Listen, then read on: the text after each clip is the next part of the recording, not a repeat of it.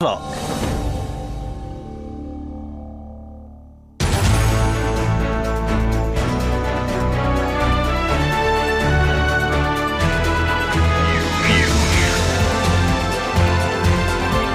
This is the news on 92.3 Nigeria Info.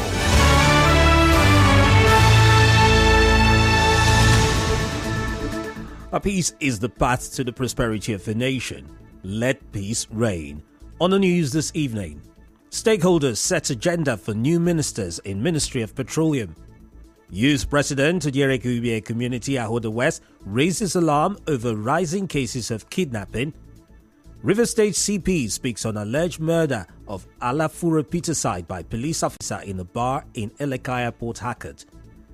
Medical and dental consultants threaten industrial action after expiration of 21-day ultimatum.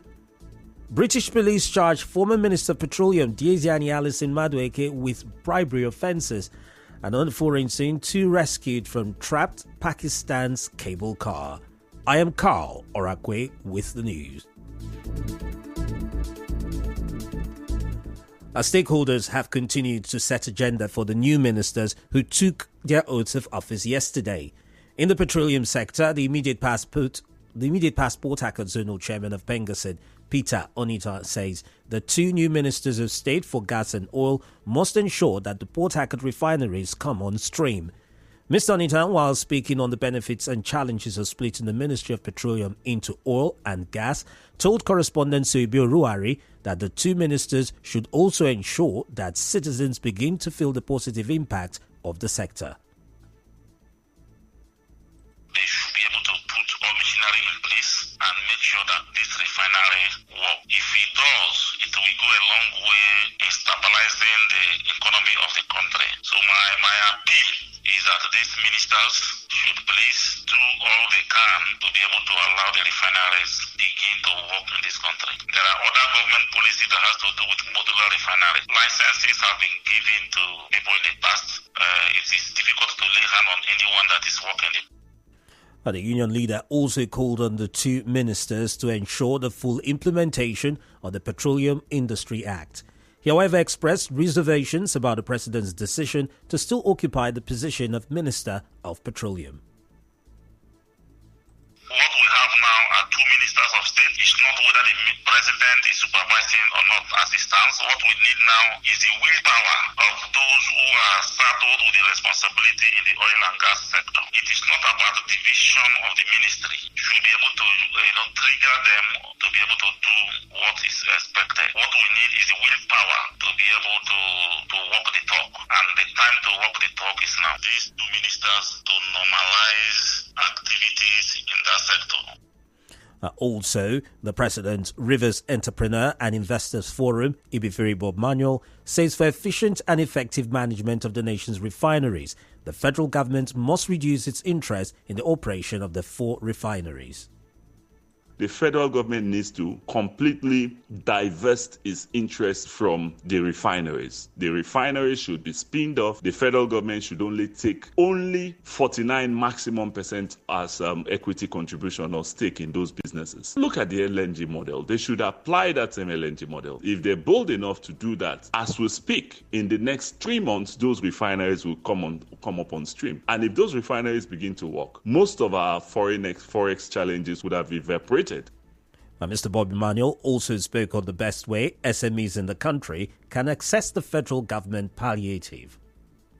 But single digits should not be more than 5%. The government's interest is not actually in making profits out of the money they give to those clusters or those MSMEs. The government's interest is for those SMEs to create jobs. So what the government will tell them, you roll these funds and within your members, as they comply and as they pay, those funds are remitted and they're rolled over to the next batch. But what we expect is each business that benefits to get such a grant should be able to expand the size and scope of its business.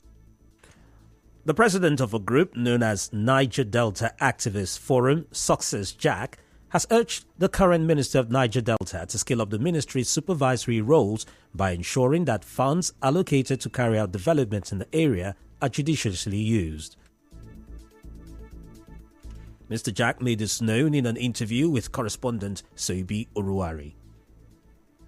We must check compliance levels. If the ministry is not going to live up to its responsibilities, then there's no point being minister. But this part I have just talked about, supervision, is a part that no other agency of government, the NDDC or Amnesty Office or the Development Basin, is able to duplicate. When people cry that the Ministry of Niger Delta is only duplicating functions, I look at them and I laugh. I say because there is no other agency that has the responsibility of supervising any other ministry or federal government engagements within the ministry. Mr. Jack also advised the federal government to increase the budgetary allocation of the Niger Delta Ministry to see more efficiency.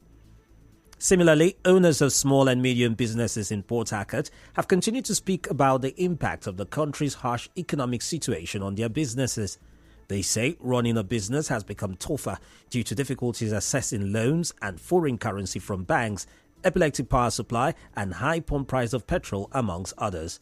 As some of them engaged in various sectors such as logistics, pastries, ICT and food, tell correspondent Constance Mega that these issues are affecting the smooth operation of their business. They also say the subsidy removal worsened the already bad situation. The dispatch ride company, we do delivery. You can see the economic quagmire of hiking fuel prices. Our administrative works and entries requires power. The maintenance of these bikes, the prices have skyrocketed. Running a business in Nigeria is not easy. I'm running an ice cream place. We don't even know where to start from mentioning our problems. For the past 3-4 days now, we've been running on generator. We are buying our diesel from an NPC, but now we can't even afford it. We have to even manage the go-fire diesel now. The cost of implementing jobs due to the dollar hike. We have to purchase dollar to procure the tools that we used to work as a software engineer. Your banks will tell you that they are only authorized to give facilities to people that have a turnover of 200 million. I'm getting tired. It doesn't make sense. They are also questioning the government's efforts towards enhancing the ease of doing business amidst the high cost of governance. I don't know how the government will help. We all need a change in this country so that it will get better. And you see convoy, maybe one person in government passing by with luxuries of cars. Imagine how. And if government can actually bring out policies that will help. Meanwhile, the chairman of the Financial Trade Group at the Port Harcourt Chamber of Commerce, FASIMA, Clement Akanibo, tells our correspondent that the organization has set up measures to ensure a business-friendly atmosphere in Rivers State. He also said FASIMA will continue to advocate for favorable conditions for businesses to thrive. To make sure that taxes are transparently administered and all those agencies are observing the ease of doing business, to make sure that nobody is under pressure in doing business in Rivers State. But I can see that some people are not even listening. FASIMA is strategizing to meet with the concerned agencies to make sure that they understand and observe decorum in the process of their work. But those agencies that are jumping around should also take note that it's not a good time for them to do that. Dr. Akanibo also regretted that some government agencies have remained adamant about the plight of small and medium enterprises amidst the harsh economy. As you may know, in the World Bank's 2020 Ease of Doing Business report, Nigeria was ranked 131st out of 190 economies worldwide. Recall also that in his inaugural address, Rivers State Governor Similaye Fubara said his administration will improve the ease of doing business in the state. He said the government will collaborate with the private sector to revive industries, attract investment, and generate employment opportunities for the youth. Moving on, a spokesman for the Rivers PDP Campaign Council, Ogbonna Wuke, has called on the former spokesperson of Atiku's campaign organization, Daniel Bwala, not to be unduly sentimental and judgmental on issues relating to the administration of the Federal Capital Territory. Recall that Daniel Bwala yesterday said the Minister of Federal Capital Territory, Nyesom Wike, should not create chaos in the city, adding that Abuja is not Port Harcourt. Reacting to this, Mr. Wike said the protection of the master plan of the FCT is a critical factor in measuring Nigeria's advancement as a progressive state. Bwala ought to understand that human activity is closely associated with the greenhouse effect, pollution, environmental degradation, destruction of the ozone layer, flooding. Such action turn well-planned cities into slums. There is a limit to attempts to play politics with everything. Boala is enlightened and educated. He should know that we can only warn that acts which conflict with laid down individual and corporate behavior within the Federal Capital Territory will not be tolerated. Ensuring order in Abuja is Wike's responsibility. The youth president of the Yerike community in Ahoda West local government area of Rivers State, Unula Patrick, says most residents of the Yerike community are fleeing the area to neighboring communities as a result of the continuous kidnapping and other insecurity. Mr. Patrick said this on Nigeria Info FM's Morning Crossfire today. The youth leader said schools and teachers are also being targeted by the kidnappers. My people are not ready to tackle this particular issue. As I'm talking to you now, those local boys which they try to secure the they are in the station now.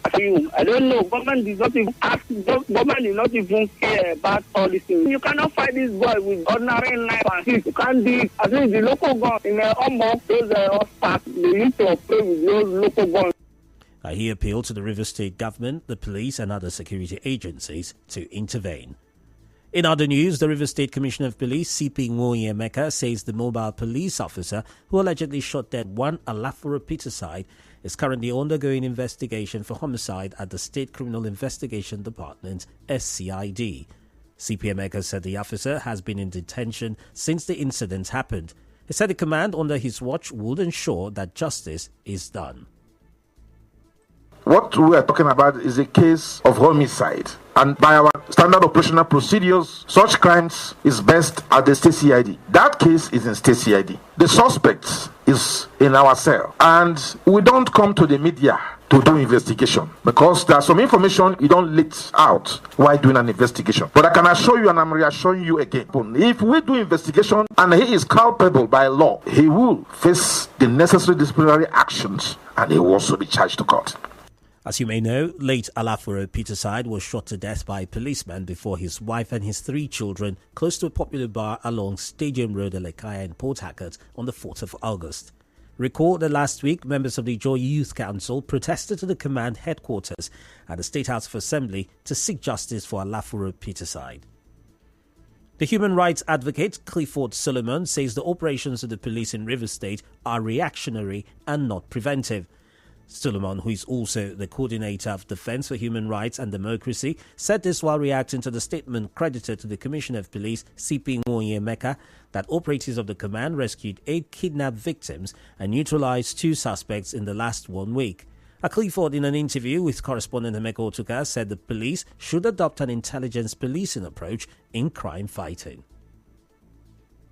It is the people that will say the police are doing well or not. The assessment should be done by the citizens and not the police. The police should up their game and provide security 24 hours for our citizens. It is their constitutional responsibility and it is the right, the fundamental right of the citizens. It is very obvious and disheartening to note that it is degenerating by the day. Women cannot walk freely without being harassed, intimidated by miscreants in the street. Our streets should be rid of crime and criminality.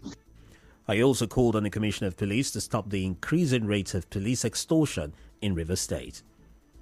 Our officials of the Rivers State Signage and Advertising Agency have sealed the church that owns the billboard linked to yesterday's electrocution that killed 5 people. The assistant pastor of the church has also been arrested. An official of the agency said the 2 areas where the billboards were located have been cordoned off with RISA tapes pending further investigation into the tragic incident. 9 men were electrocuted when the billboard they were about to install for the church touched the high-tension wire. 5 of the men died.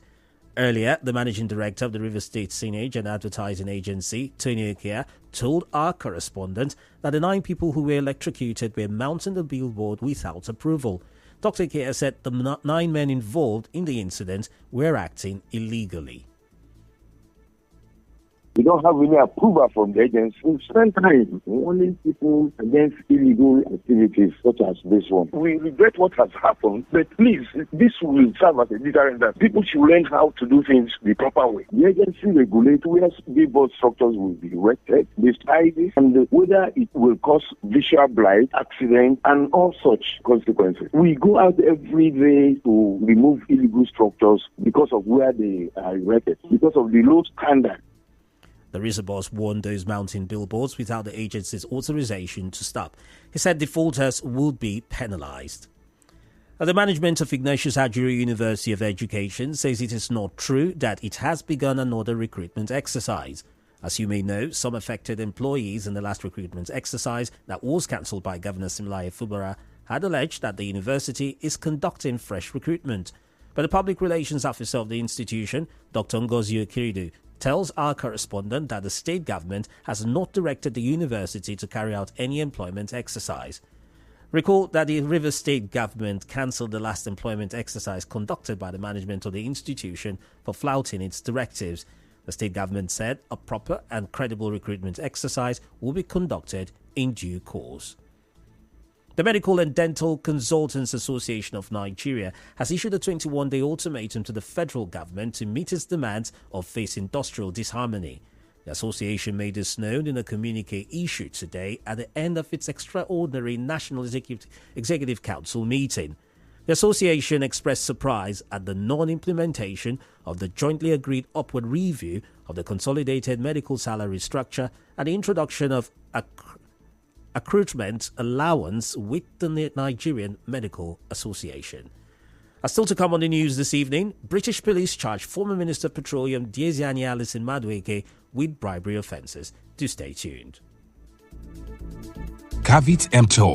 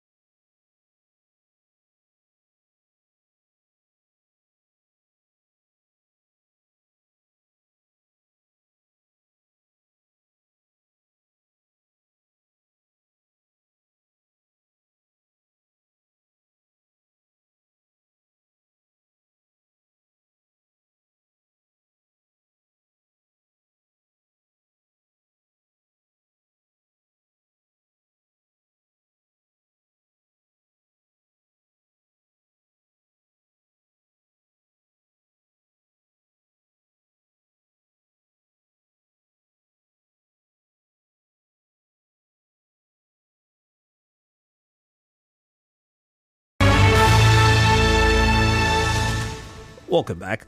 Former Nigerian military head of state and ECOWAS mediator to the political situation in Niger Republic, retired General Abdulsalami Abubakar, says war remains the last option to resolving the conflict. Retired General Abubakar said this after briefing President Bola Tinubu on the outcome of the mission to Niger in Abuja today. General Abubakar said the position of the military junta has been conveyed to the ECOWAS chairman, President Tinubu, for further intervention. General Abubakar's meeting with President Tinubu was attended by the President of the ECOWAS Commission, Omar Toure, and the National Security Advisor, Nuhu Ribadu. The British police have charged former Minister of Petroleum, Diezani Alison Madueke, with bribery offences. The UK police today said they suspect that she had accepted bribes in return for awarding multi-million-pound oil and gas contracts. And now, we bring you news from around the world.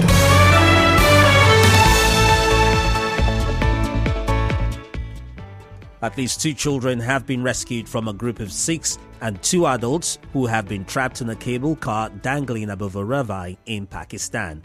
The first child was brought out by an army helicopter, while the second was pulled to safety by locals using a zip line.